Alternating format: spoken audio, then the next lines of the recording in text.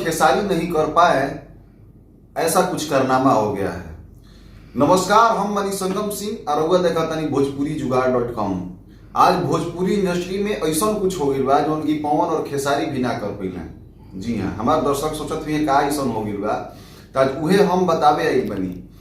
शिल्पी राज और नेहा राज के इतना विवाद भइला के बावजूद भी, इतना विवाद रहे, इतना कंट्रोवर्सी रहे बीच में, लेकिन आज एगो डुएट सॉन्ग आई बा। और डुएट सॉन्ग एगो नया कंपनी लेके आई बा, जो खेसारी और पवन सिंह के भी आज तक कोनो प्रोड्यूसर एक साथ लेके ना आइले। अभी के मैंने दौर में, कंट्रोवर्सी के दौर के बाद कहतनी, लेकिन एगो गाना आई बा आज शिल्पी राज और नेहा राज के आवाज में।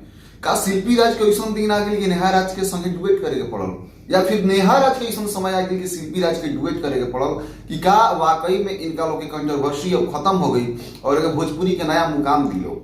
आई हम उहे गाना के बारे में बात करतनी जो उनकी आज सुबह सुबह ये गाना आइल है राजा जी के कोरवा में।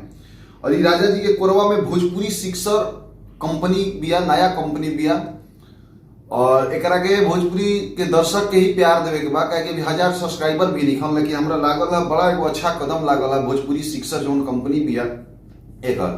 तो हमरा लागल है कि हमारे दर्शक के भी बतावे के चाहिए, रूबरू करावे के चाहिए। तो ई गाना इतना बढ़िया ही कॉन्सेप्ट पे लेके आई बा लोग, भोजपुरी सिक्सर कंपनी के जो भी निर्माता बने, पहले तो वहां के तहे दिल से धन्यवाद। इससे धन्यवाद कि पहला बार भोजपुरी इंडस्ट्री में, कहे कि पहला बार हम बार ऐसे कहता नहीं कि ये लोग के बीच में विवाद रहे, कंट्रोवर्सी रहे, लेकिन बड़ा बेहतरीन लागल, अच्छा लागल कि एक साथ है पहला बार गाना शिल्पी राज और नेहा राज की आवाज में पूरे प्रकाश बरूद जी लिखले बने। अब इनकर लेखनी के क्या कहे, बहुत अच्छा गीत लिखे हैं। और पारुल यादव और करिश्मा एकरा में एक्टिंग कैले वालों, माने एक्ट्रेस वालों, और एक म्यूजिक बने सरविंद मल्हार, यानी मल्हार स्टूडियो से ही, प्रकाश बारूद का स्टूडियो से ही रिकॉर्ड भी भइल बा। लेकिन सबसे बेहतरीन में यह लागल कि का पवन और खेसारी भी डुएट ऐसे ही कर दी है का।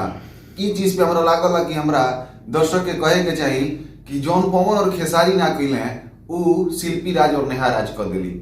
हालांकि अपना दर्शक से हम कहम कि एक बार गाना के जाई, विजिट करी यूट्यूब पे और भोजपुरी सिक्सर चैनल के सब्सक्राइब भी करी, एक बार गाना के सुनी और सुन के कमेंट जरूर करब। ये वीडियो के देखला के बाद कमेंट करके बताई कि गाना कैसा लागल है।